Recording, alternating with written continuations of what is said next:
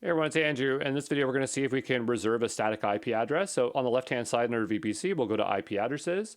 And here we can see right away, reserve an external static IP address or reserve an internal static IP address. So it really depends on what you're doing. I'm going to go here and do an external one. So say my external static IP address. And here we have a couple options. So Google's high quality global backbone, that sounds pretty good.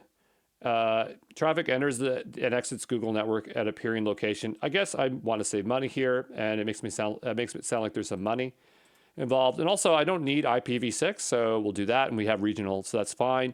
And here we're going to say where we're going to get that IP address. So I'm going to utilize Northeast 2 here. And right away it's asking, like, do I want to attach this to something? So some of the instances may be disabled due to external IPs of VM. So the question is, can I reserve it right now? It seems like I can. A static IP address not attached to an instance or load balancer are billed at a higher hourly rate. Fair enough. I'm going to go ahead and request that static IP address. That's interesting that it's more money if you don't have it attached as opposed to just costing you money. Other providers do it a little bit different. Notice that it's not in use. Let's put it in use by going over to virtual machines, and we'll figure out how we can attach one. So from here, we'll go ahead and create a new instance. And this will be, my Linux machine.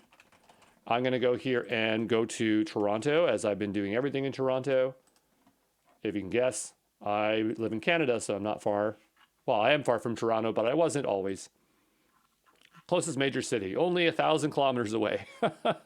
Anyway, so we have that probably under networking here. I would think that we could choose our static IP address. I don't see it here.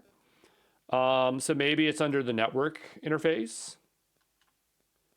Okay, so here, all right, so I'm looking for where we can attach it. Again, I would assume that it's here. If it's not, let's just click around for a bit.